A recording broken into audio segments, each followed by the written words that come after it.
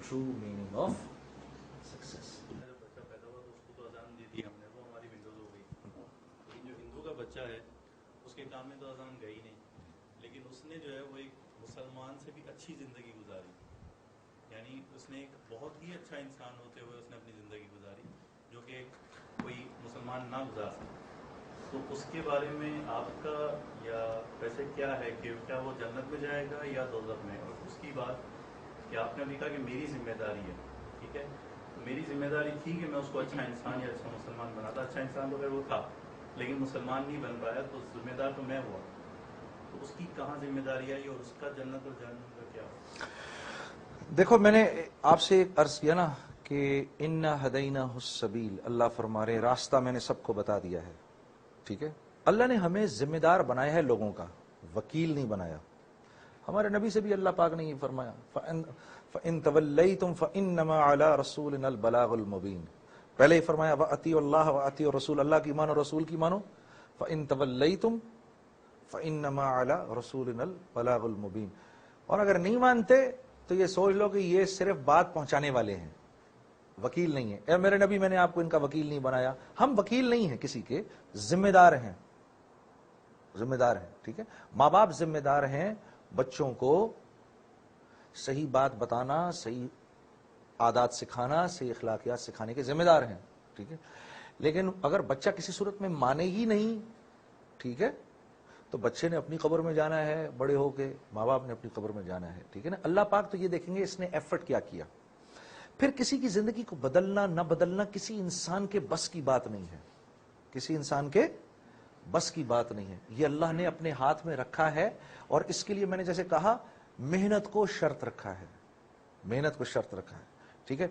एक लड़का medical college में जाता है, ठीक है, वो जितनी मेहनत करेगा उसके मुताबिक ही अच्छा डॉक्टर बनेगा ना, ठीक है।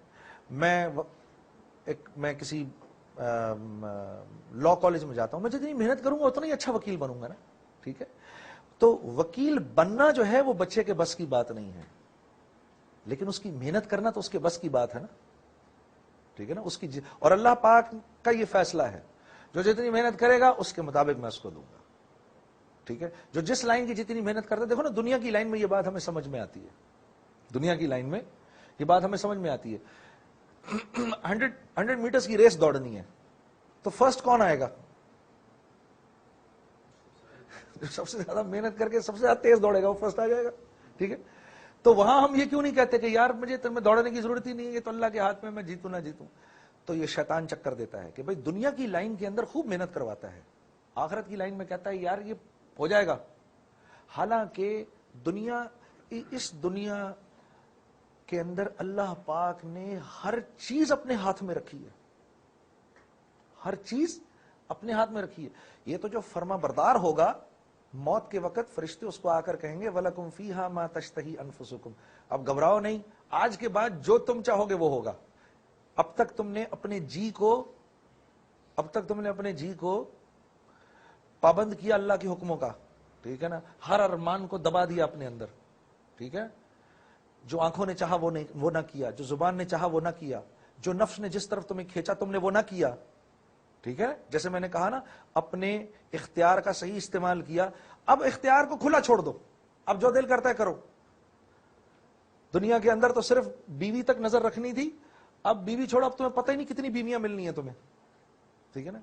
दुनिया के अंदर तो माल को खर्च करने को कहा था, अब माल को इस्तेमाल करो, खुद तुम्हारे ऊपर इस्तेमाल होगा, ठीक है। वो मौत के बाद के लिए है, जब इनामात का ऐलान होगा।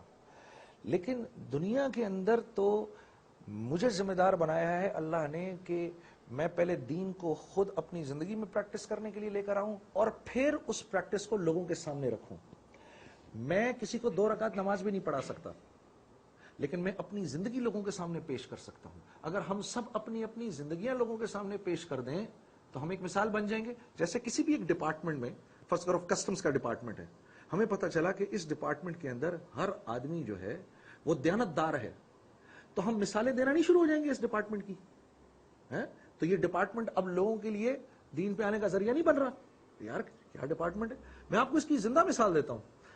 अगर कभी आपका चक्कर लगे ना इस पे, पंजाब आपका जाना हो, वहां की जो हाईवे पुलिस है, सुना है ना आपने उनके बारे में? हाईवे पुलिस जो है, अब वो लोग अपनी दयानतदारी में मशहूर है कि वो किसी, कोई जनरल हो, कोई एमएनए हो, कोई एमपीए हो, वो किसी को नहीं छोड़ते। सारे मुल्क में मशहूर है वो इस बात पर।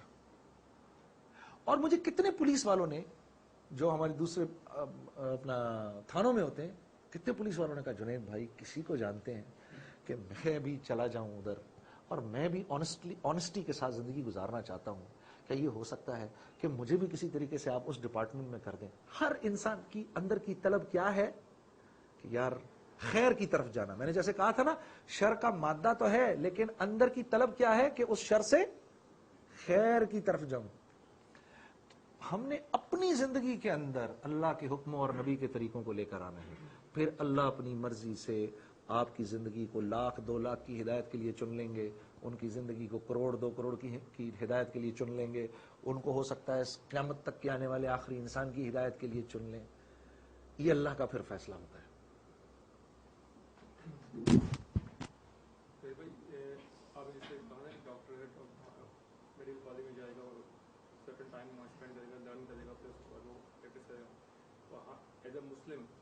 क्या इसका वे है कि मैं घर में बैठ के कुरान खुद स्टडी करूँ, उसको प्रैक्टिस करूँ, या कोई I have to join some institute something like that in organization to मतलब basically learn and then obviously उसको? देखो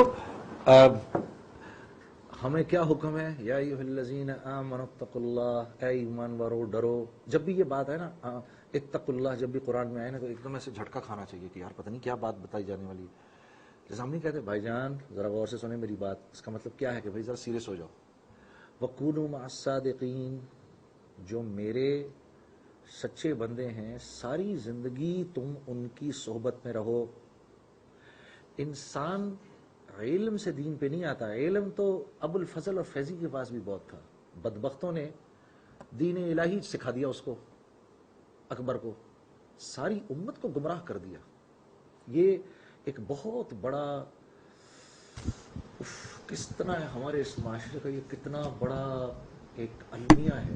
हाँ जी, जिससे मिलो, क्योंकि जानते कुछ नहीं ना, खुद भी नहीं जानते, अपनी जान का इस्तेमाल जानते नहीं। वो पहली बात कहेंगे जी हमारे माशरे का सबसे बड़ा मसला एजुकेशन है। एजुकेशन नहीं है हमारे माशरे का मसला, यानी जो गैरों की एजुकेशन है उसको कहते हैं ये हमारे माशरे का मसला है।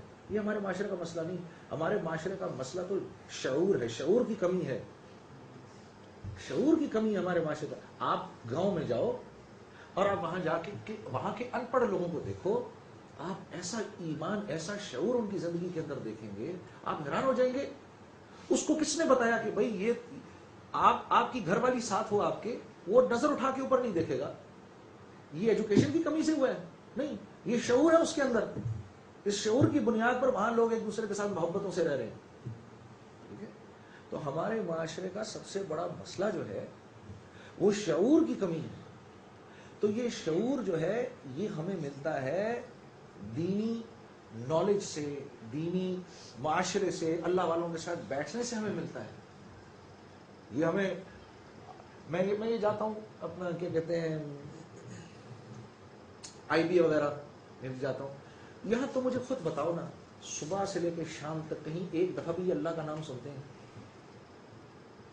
और ये लोगों को क्या सिखाने वाले हैं ये बच्चे? ये लोगों को ये सिखाना चाहते हैं कि तुमने अपने पैसे का सही इस्तेमाल कैसे करना है। अब तुम ही मुझे बताओ, दिन और रात तुम लोग कहते हो कि रिज़्क़ तो नसीब से मिलेगा, कहते ही हो ना, चाहे यकीन हो ना हो, कहते तो हो ना, अभी जो नसीब में मिल जाएगा है। उन बच्चों को भी तो कोई जाके ये बोले, वो फौरन इनकार कर देंगे इस बात का, नहीं जी ये जो हमने 4 साल पढ़ा है, हमें तो कुछ और बताया गया है, यहाँ कहाँ हम अल्लाह की बात कर रहे हैं। मुझे कई लड़के पकड़ लेते हैं आके बाद में, ये क्या आपने अल्लाह से की बात की? मैंने कहा कुरान कह रहा है अल्लाहु यबसुतुर रिज़्क़ लिमन यशाउ व यक़दिर, अल्लाह है जो रिज़्क़ को बढ़ाता है और घटाता है। उनके वो हैरान हो जाते हैं इस बात से कि क्या बात की आपने।